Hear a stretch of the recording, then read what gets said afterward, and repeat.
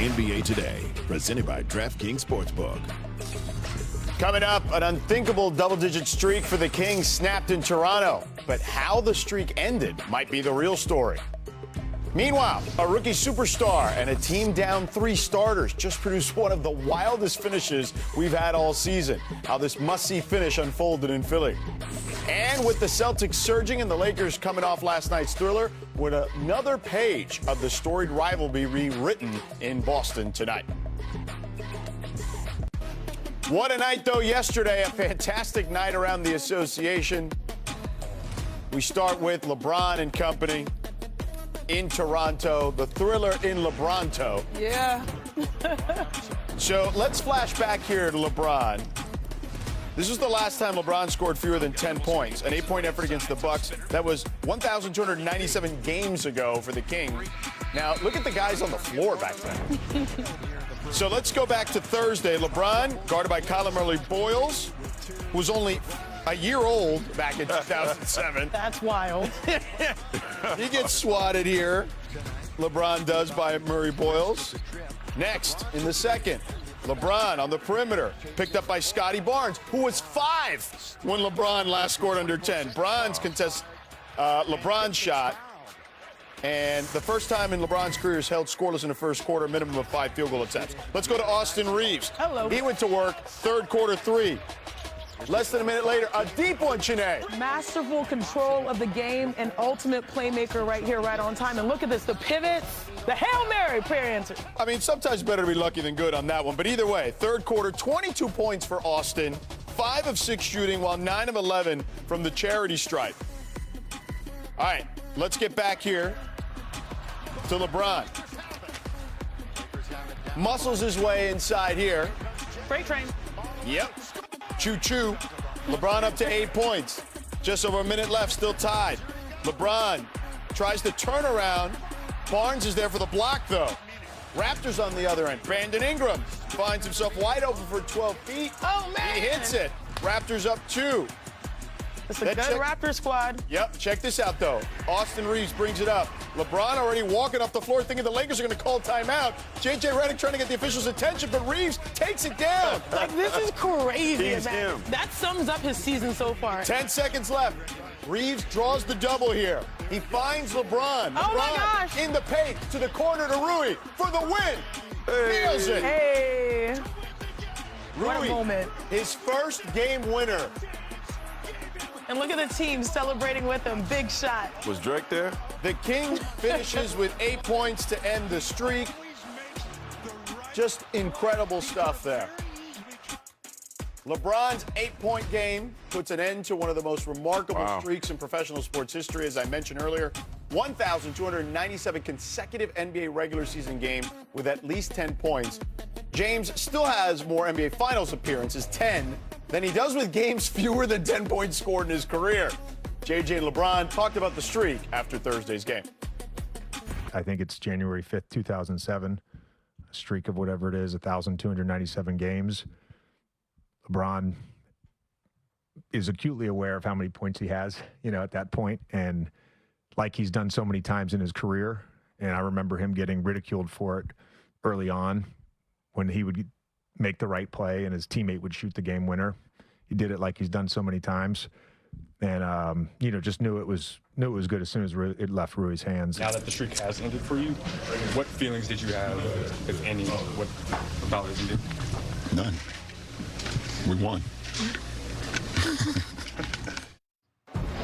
1,297. If LeBron James' legendary double-digit scoring streak had to come to an end, I couldn't have imagined a more perfect way. I mean, literally like a thug tear came down my face watching this happen. Let's break down the ultimate LeBron-esque play. So here we go. Reeves is going to demand 2 because he's cooking all night. LeBron is calm, and all the young hoopers, look at this right here. When people go to your teammate, keep your hands up. Stay ready. He draws the entire squad, and this is where he had an opportunity to keep the streak alive. Nice little pin and screen. Instead, this is what makes LeBron James great. His unselfish nature, on time, on target, huge win. I know a lot of people might be sad to see the streak come to an end. All good things come to an end, but still, the good news is that clearly LeBron James is still moving up the charts in a different category. Most wins as a player, tied with Robert Parrish, Wow Legends, and of course, Kareem Abdul-Jabbar. He is chasing that record. So yeah, that ended, but it's still a great summation of what makes LeBron James one of the greatest ever. Oh, no question about it, Chiney. George Sedano in for Malika Andrews, Chiney Ogwumike, the Hall of Famer Mark Spears, David Dennis Jr. with us here as well. So LeBron, I mean, he made that night, okay? He made that play. You know, it was an incredible play, an incredible finish, but an incredible streak also over. So, David, the way it ended, what stood out to you? Well, my wardrobe color twin there, George, thank you for tossing to me. Like, that was when we talked about LeBron before, what he was going to fit in with the Lakers. I said that he would be a Super Saiyan Draymond version. Sinead said that was LeBron-esque, but that was also Draymond-esque, coming off of a double team, finding the wide open guy. This is the LeBron James that we have never seen before. He started the game trying to be aggressive without Luka there, trying to score, could not get those first 5 shots up against those long arms. They go into a pick and roll where Reeves gets in the ball. LeBron James has made 33 shots this season. 19 of them have come off a pass from Austin Reeves and Luka Doncic. He's dribbling the ball less. His usage rate is lower than it's ever been, but yet he is causing chaos on those back screens, on those back cuts. And when you combine that with two dudes who can score 40 points on any given night, you have a recipe for an offense that is pretty tough for any defense to figure out. And that, a lot of that is what LeBron James is doing. Don't, just think about the points. Think about 11 assists, 0 turnovers last night. That is the recipe for success for that Lakers offense. Yeah, the 0 turnovers was huge, right? Now, Mark, he clearly made the right play. I don't think there's any question about it. He always makes the right play. I will agree with LeBron when he says that, and JJ said the same thing. But he scored 84 points through 6 games. What are you seeing right now from a scoring perspective? An old movie moment comes to mind. You remember Duke, Rocky's manager, when he yelled out, "He's a man, he's not a machine," when he was talking about Drago. When he cut Drago. When Drago got cut. He bleeds. Is LeBron finally bleeding, right? It's an old movie reference. I got you. He's been a machine for so long, whether it's been his health, whether it's been his play. He's 15 days away from being 41, still being able to just play in this game is incredible. But this is the first time where I see him being human, not playing in training camp, not playing in back-to-backs, as will be the case tonight in Boston, as it appears. 4th in scoring, struggling to get to 10 points. That's not the machine that we're accustomed to seeing. It's a small sample size. I'm not saying he's becoming mortal, but I'm watching this. And even if he becomes mortal, it's okay. This is Satchel Paige, Kareem Abdul-Jabbar, Cristiano Ronaldo, Pele, Tom Brady kind of stuff that he's doing. But this is the first time I'm starting to see a little chink in his armor. And it's okay. I always tell, a lot of people ask us, where do we put LeBron James, especially at this point in his career, 40 years old? And I say, if you finish the game, not saying he's going to do it anytime soon, but if you finish the game, you're 41, 42, and a billionaire, and you have that type of... He's won. He's won. I said this a couple weeks ago, and I wish we could run it back. This is the absolute perfect position for LeBron James to be in. To have 2 guys, and Luka Doncic, who, is he leading the league in scoring? Yeah. Austin Reeves, who is probably most improved in that conversation.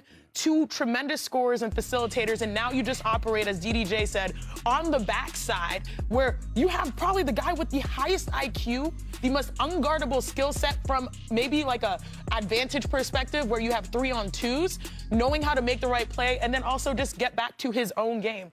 I know that, from personal experience, when you miss, early season training camp, or you miss early practices and you miss early games, it's hard to just jump right back into the swing of things. Well, go ahead, sorry. Yeah, no, it's hard to jump in. Like, it's not an easy transition for anybody. Mind you, he is 40. Right. So I think this is what we expect. And if he can make those winning plays, that's all you need him to do. So I think for years, and I'm not trying to throw any shade at AD or anyone, but for years we heard like, hey, AD needs to be the guy. AD needs to be the guy. And there was a camp also that felt like LeBron maybe was reluctant for that to be the case. I don't think at all. He was always very vocal about AD being the guy. Now, to your point, he's got the guy in Luka. And by the way, he's got a top 10 scorer in Austin Reeves, too, who's balling out. It's unbelievable, too, because DDJ, you brought up the great point, 11 assists, 0 turnovers, right? His team is 14-0 in those circumstances when he gets over 10 assists and 0 turnovers. And if he's that guy for the Lakers, they're that much better. They just have to work on the supporting cast pieces. Right. To Janae's point, Mark, you're telling me that maybe arguably the smartest basketball player in the history of the sport has all these tools at his disposal. I think that's a recipe for success. One final question. Go ahead. Go ahead. No, you first. No, and when you're that old, I want somebody to help me out, man. like if I don't have to carry the whole thing, you got to get the young boys to carry your bag sometimes. I just wanted to do a little temperature check. Yeah. When we saw the streak ended, how did you guys feel? Because I actually was like, oh, but then I was like, oh my God. Nah. It was like Hollywood. The way it ended was perfect. Thank you. It could not have ended better, for sure. Yeah. All right. Overall, it was an incredible night for the Lakers, but